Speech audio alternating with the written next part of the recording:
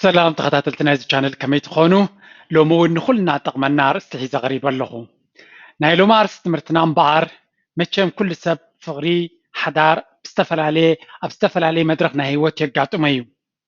اتزقاطو من ناسب وديو خنقوال بلك كم تنحنا بلبنا نفكرو دي زفكرنا وي كم تا بلبنا مساخن قلصر ندلدي اعتدالينا ولا كالي من قدوم نجزيوم يمزت قمولنا زلو نخنفلط حدا كارتا أشجاريا بهيوت إزاي مفلات كاب هيوت كاب بزح إنوت وي كاب بزح جزية كخسركا زخل نجاريو سلازنا يلومت مرتنا حدا سب مساخا زلوجن مساخا قتصل وي مساخا قتصل زيت دل انت رقينا انت عينت ملكتات كرئي يقولوا أمنا زوم ملكتات ترينا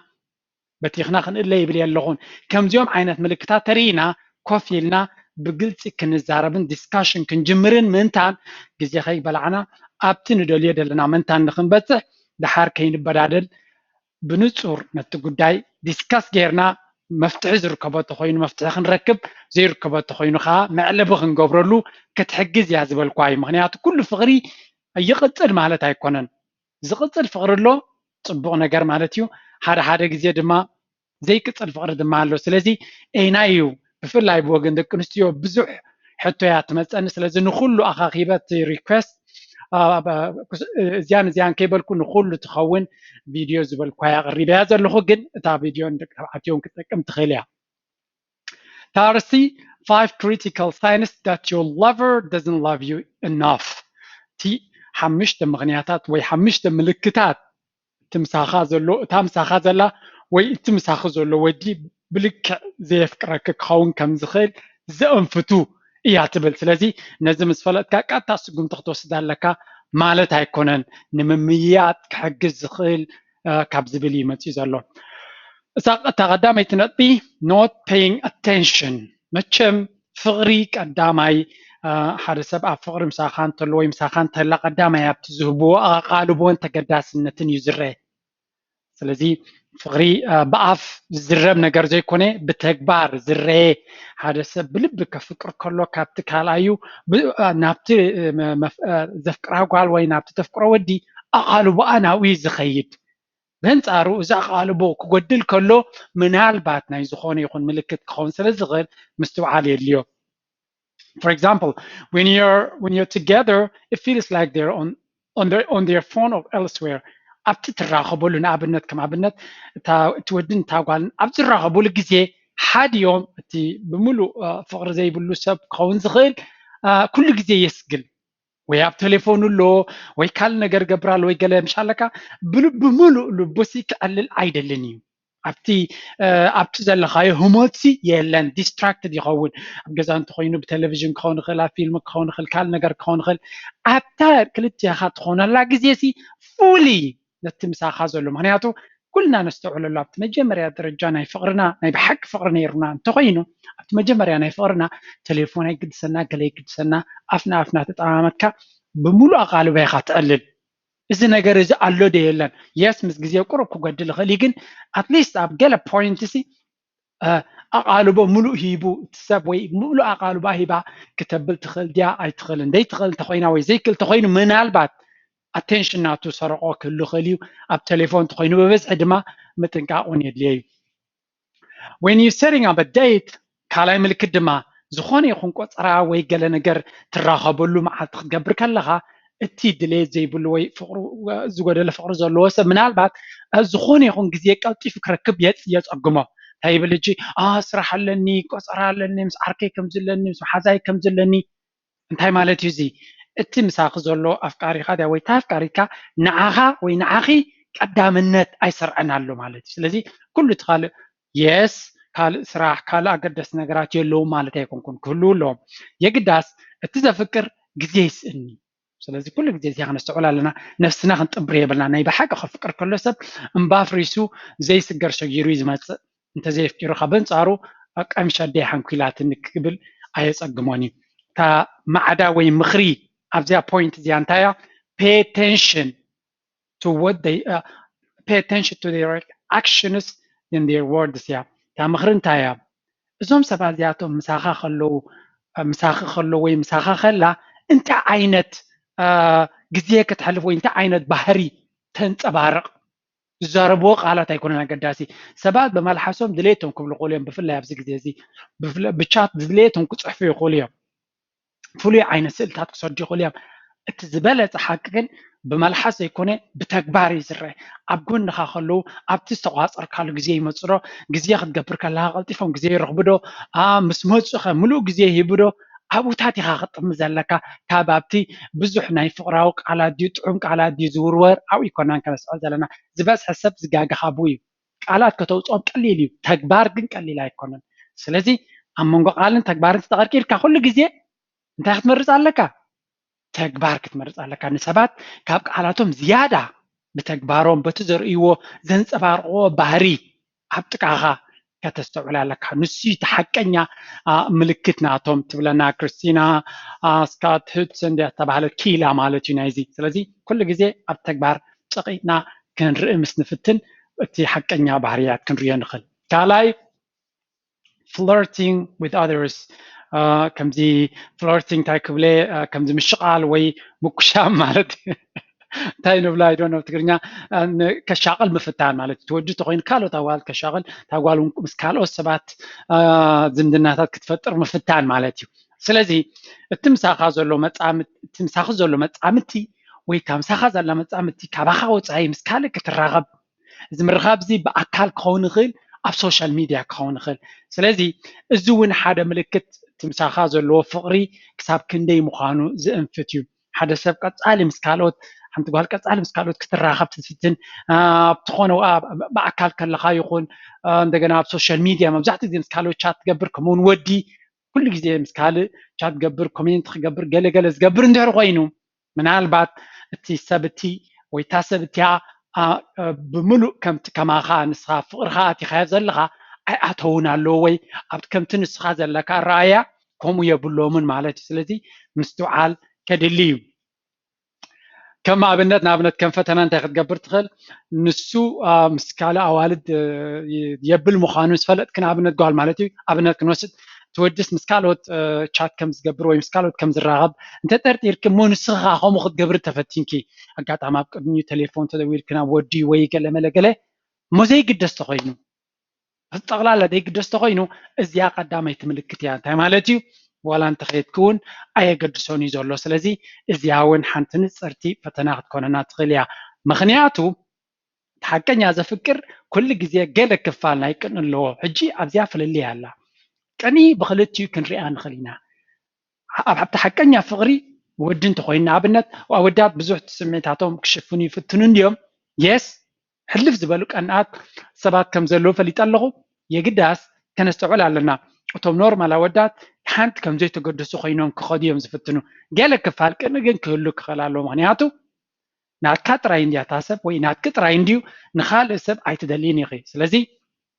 ንእሽተይ ክፋል ፍቕሪ ማለት ቅኒ ማለት ተገዳስነት እዩ ዘርኢ ሕልፍ ዝበለ ስቂልካ ቴሌፎን ምፍሓር ቴሌፎና ምቁፅፃር ቻታ ኩሉ ነገር ምቁፅፃር እዚ ምስ ፍቕሪ ተሓዝን እዚ ምስ ኦብሰሽን ከምዚ ኮንትሮል ክትገብር ምፍታን እዩ ዝኸይ ስለዚ ጠቕላላ ዘይቀንእ እንተኮይኑ ብፍላይ ኣብዚ ኣርእስቲ ንዛረበሉ ዘለና ጠቕላላ ምስ ወዲ ተዛሪብኪ ኣይተዛሪብኪ ዕሊልኪ ገለመለ ዘይግድሶ እንተኮይኑ ፍቕሪ የብሉ ምሳኽ ማለት እዩ ታጓል እውን ከምኡ ኣዋልድ እኳ ከምኡ ንክኾናሉ ዝኽእል ኩነታት ፀቢብ እዩ ግን ኩሉ ግዜ ንስኺ ንሱ ምስካል እናገበረት ንስኺ ዝኾነ ጌርክ ወይ ንሱ ፈፂሙ ዘይግደስ ተኮይኑ ወይ እሳ ፈፂማ ምስካል ተፃሒፍካ ገለመለ ዘይትግደስ ተኮይና ድሮ ኣይትግደስን እየ ዘላ ከይድካ ኣይከድካ ከድካ ኣይከድኪ ኣየገድሶን እዩ ዘሎ ስለዚ እዚ እውን ሓደ ፅቡቕ መአንፈቲ ክኾነና ዝኽእል እዩ ሳልሳይ ዊክ ኮሚኒኬሽን ተኣገባብ ርክባት ትገብሮ ድማ ምስትውዓል የድልዮ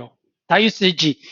ፎር ኤግዛምፕል ኩሉ ግዜ ኣብ ትራኸበሉ ዕላል ከተምፅእ ዘለካ ንስኻ ምስ ትኸውን ወይ ንስኺ ምስ ትኾኒ ኩሉ ግዜ ዕላል ክትጅምር ዘለካ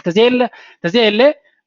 በቃ ኣብ ቴሌፎኑ ዝኸይድ ተኮይኑ ታጓል ኣብ ቴሌፎና ትኸይድ ወይ ኣብቲ ዘድልያ ጥራይ ትኸይድ ተኮይና ዕላል ንስኻ ምስ ተዛረብካ ጥራይ ትምልስ ተኮይና ከምኡውን ትወዲ ዕላል ክትጅምር ዘይክእል እንተሓቲትካዮ ወይ ዝኾነ ኣርእስቲ ከፊትካ ኣያ ኢሉ ተቢሉ ንሳብ ውዲ ምስ በለት ኣብ ካሊእ ዝኸይድ ተኮይኑ እዚ እውን ሓደ መንፈቲ ናይቲ ዘይተገዳስነት ክኸውን ይኽእል እንደገና تليفون دويل كالون فصم زي العلو صحف كالون ون زي ملسو سبات تليفون دويل كله اي ملسن تصحف كله ندم جيز ملس اتون كو زملسلو جن نعو زتقم ነገር ምዝሎ ኣብነት ታጓል ስራሕ ደልያ ሓገዝ ደልያ ገለ ነገር ዝደልየ ጥራይ ትድውለልካ ወይ ትምልሰልካ ተኾይና እዚኣ እውን ካልእ ነገር እዩ ዘለዋ ስለዚ ትወዲ እውን ከምኡ ኣብቲ ንሱ ክመፆ ዝደሊ ገለ ዝደሊ ኣብቲ ንሱ ዝደልዮ ጥራይ ዝድውልን ዝምልስን ተኾይኑ እዚ ንባዕሉ ሓደ ምልክት እዩ ምክንያቱ ሓደ ክኢላ እንታይ ኢልና ኣሎ ሓደ ካብቲ መግለፂ ናይ ፍቅሪ ወይ ከተገዳስነት ሰብሲ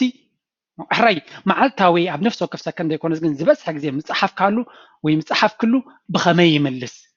የስ ስራሕ እንተሎ ሰብቲ ኣብ ግዜ ስራሕ እንተኮይኑ ከይምልስ ይኽእል እዩ ንርድኡ እዩ ኣብ ዘይ ስራሕ ግዜ ኢና ንብል ዘለና ኣብቲ ኖርማል ግዜ ዝምልሰሉ ዝነበረ ግዜ ዘይምልስ እንተኮይኑ ተገዳስነት ስለ ዝጎደለ ጥራይ እምበር ኖርማሊ ንትፈትዎ ሰብ ክፅሕፈልካ ከሎ እሞኻ እንተሪኢኻዮ ግድን ኢኻ ክትምልሰሉ ትደሊ ንፈልጣ ኢና ከም ሰብ መጠን እቲ ኣገዳሲ ሰብ ክፅሕፈልና ከሎ ንክምልሰሉ ክንድንጉ ኣይንደልን ኢና እታ ቴሌፎንና ኣብ ኢድና እሞኻ ኦንላይን እንተለና ኮይና እሞኻ ግዜ ስራሕ ተዘይኮይኑ ስለዚ ሓንቲ ካብቲ ምልክት እውን እዚኣ እያ ነቲ ሓቅነት ምናልባት ምርር ስለ ዝበለና ነፍስና ክንጥብር የብልና እቲ ምልክታት ምስ ረኣና ሲሪየስ ዲስካሽን ክንገብር ክንክእል ኣለና ምክንያቱ እዚኦም ሸለልትነት ነዊሕ ግዜ እንተወሲዶም ናብ ካልእ ሳዕቤን ክኸዱ ይኽእሉ እቲ ዝገደደ ድማ ብፍላይ ኣብ ደቂ ኣንስትዮ ዝረአ እቲ ወዲ ሸለልትነት ተገዳስነት እናጉደለ ምስ ከደ ንዑ ንኽትሕዝ ኢልካ ዘየድሊ ፅሉል ውሳነ ምውሳን ማለት እዩ እንታይ እየ ዝብል ዘለዉ ቃታ ወይ ነቲ ወዲ ክትሕዝ ኢልካ ምጥናስ ወይ ገለመለ ነገር ዘየድሊ ነገር ምፍታን ከይጠነስክ ኮለ ጌና ኖርማል ከለኸ ከማንሲ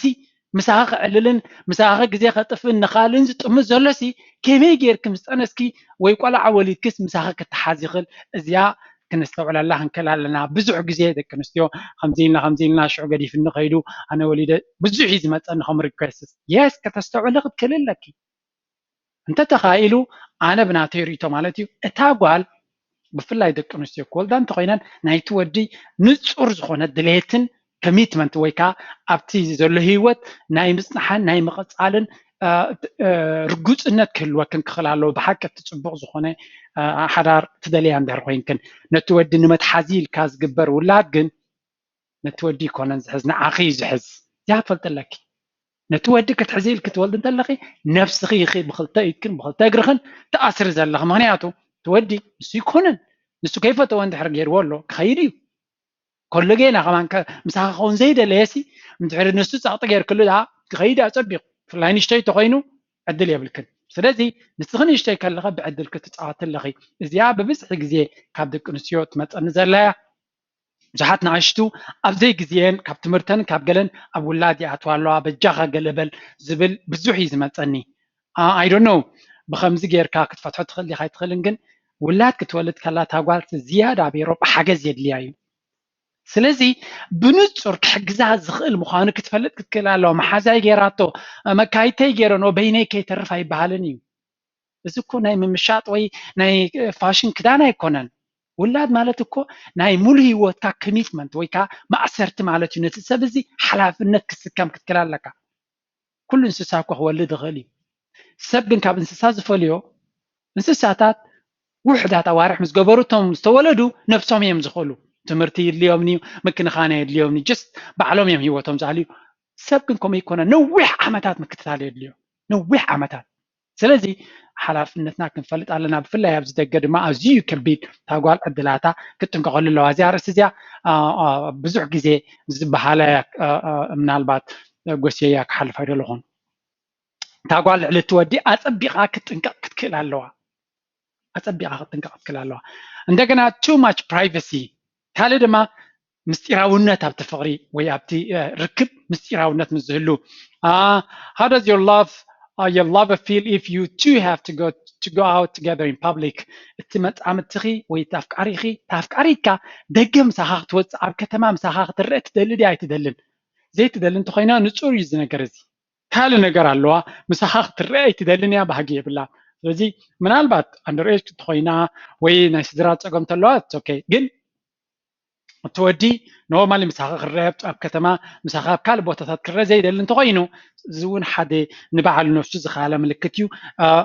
كتودي لك يبل يلهون ديسكاشنز اللي سلامنتاي مخانو ديسكاس مقبار يدلي سلازي الزون انفتلنا يغليو كمون ابتي هيوت كلتيخا تراغب ركبكا حنساب تراغب حنساب تطبلوجن نسخب زعبو زخونه يكون هيتفلت محازوته عروقته مسمني خيط هيقبر هيتفلتن نسد ما بزعبا زي فلت تغينو يا زياون نبعلا حنتي كريتيكال بوينت يا مخنياتو بفلاي اندحر زي تفالت كوينكا بزح نجار كتب لها يتخلني خانه بزعبا تسبسي حق انيا مسلوخ تفلت قال بزعبا هي تفلت على لك من يوم عروقته من يوم احواته مسمني زراغب تايز قبر عبي وزوعل تفلت لكي نسخاو نتاغوال لك كومو كابز ነገራት ዝመሰረታዊ ፍልጠት ካት ክገብረካ ዝደሊ ሰብ ግን ምናልባት ንግዚኡ ምሳኻ ወይ ምሳኺ ክፀንዕ ዝደሊ እምበር ክቅፅል ዘይደሊ ክኸውን ይኽእል ብፍላይ ኣብ ኣወዳት ክረአ ከሎ ኣወዳት ምስታ ጓል ክቕፅሉ ዘይደልዩ እንተኮይኖም ኣብቲ ናቶም ሶሻል ሰርክል ክእትውዋ ኣይደልዩን እዮም እሱ ጥራይ ኣይኮነን ኣወዳት ኣብቲ ናቶም ኣዕሩኽትን መሓዙትን ቤተሰብን ቀልጢፎም ንጓል ክእትውዋ ኣይደልዩን እዮም እዚኣ ክነስተውዕል ክንክእል ኣለና ታህዋ ከየድልኒ የግዳስ ኣብ ገለ ነጥቢ كتأتو قتكل لك تزي لقي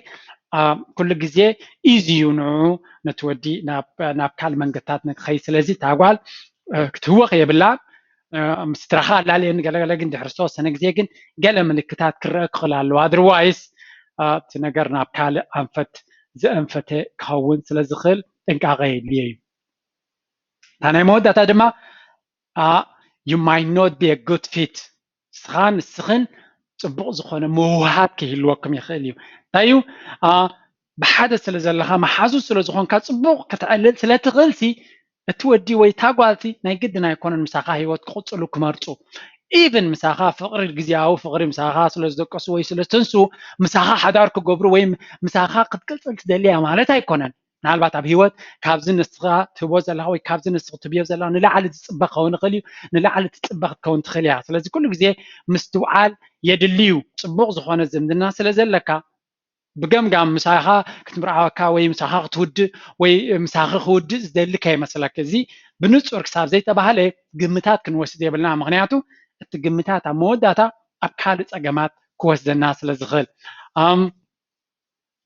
He might not be into you because he doesn't have time for a relationship because he's leaving the country. كمو ድማ እትወዲ ወይ ታጓል ምሳኻ ጽቡቕ ዝምድና ኣለዋ ግን ምሳኻ ክትቅፅል ኣብ ህይወት ኣይደልን ወይ ኣይትደልን ክኸውን ትኽእል እያ እሱ ድማ ብስራሕ ግዜ ከይህሉ ይኽእል ከምኡውን ናይ ሃገር ምቕያር መደባት ክህሉ ስለ ዝኽእል ምሳኻ ንግዚኡ ርክብ ክገብር ኣብታ ዘለዎ ግዜ ግን ሓደ ጥሙር ዝኾነ ህይወት ክጅምር ዘይደልዩ እውን ክኾኑ ስለ ዝኽእሉ እዚ እውን ምስትውዓልን ምግምጋምን የድልዮ ከምኡውን it could be because they just got out of a relationship and aren't ready to dive back to a relationship ከምኡ ድማ ንሳ ወይ ንሱ ኣብ ሓደ ካልእ ፍቕራዊ ጉዕዞ ፀኒሖም ኣጋጣሚ ስለ ዘይሰለጠ ተፈላለዮም ሕጂ ንዓኻ ወይ ንዓኺ ረኺቡ ግን ካብቲ ግዜቲ ኣብ ሓድሽ ህይወት ስለ ዘሎ ቅልጥፍ ኢሉ ኣብ ሓደ ፅኑዕ ዝኾነ ፍቕሪ ወይ ሓዳር ክኣቱ ኣይደልን ወይ ክትኣቱ ኣይትደልን ክኾን ትኽእል እያ ንዝተወሰነ ግዜ ክዕዘቡን ፍሪደም ናቶም ክህልዎምን ወይ ስፔስ ናቶም ክህልዎምን ዝደልዩ ሰባት ክኾኑ ይኽእሉ እዮም ስለዚ ኩሉ ግዜ ዝተፈላለዩ ምልክታት ክኾኑ ይኽእሉ እቲ ነገር ግን ተነጥብታት ኩለን ተሪናየን መደምደምታ ክንገብር ኣይኮናን ዝሕግዛና ከነስተውዕል እሞ ንጹር ዝኾነ ግሉጽ ዝኾነ ዕላል ወይ ዲስካሽን ክንጅምር እሞ ነቲ ፀገም ክንፈትሖ እዩ እቲ ቀንዲ ዕላማ ከም ወትሩ እዛ ቪድዮ ሎሚ እውን ነዚ ኣብ ግዜና ዓብ ዕንወት ኣብ ሓዳራትን ኣብ ፍቕርን ዘሎ ምናልባት ኮንዶኾን ትሕግዝ ትኸውን ካብ ዝብል ምስትውዓል ንክንገብር እሞ ከነለልያ ኢለ ቀሪበያ ከም ወትሩ ኣብዚ ቻነል እናተምሃርኩም ተዓብዩን ትቕፅሉን ዘለኹም ፅቡቕ ገበርኩም ካልእ ትሕዝቶታት እውን ኣለዎ ኣትኹም በርብርዎ ካብዛ ናይ ሎሚ ቪድዮ ደስ ዝበለኩም ወይ ንስኹም ትውስኽሉ ኣብ ኮሜንት እታ ቪድዮ ተፈቲኹማ ላይክ ሃብዋ ንኻልኦት ኣሕዋትኩም ኣሓትኩም ድማ ሼር ክትገብርዋ ትኽእሉ ድሕሪ ምባል ናይ ሎሚ ቪድዮ ኣብ ዝተወዲሃላ ኣብ ካልእ ክሳብ ንራኸብ ድሓን ኩኑ ቻው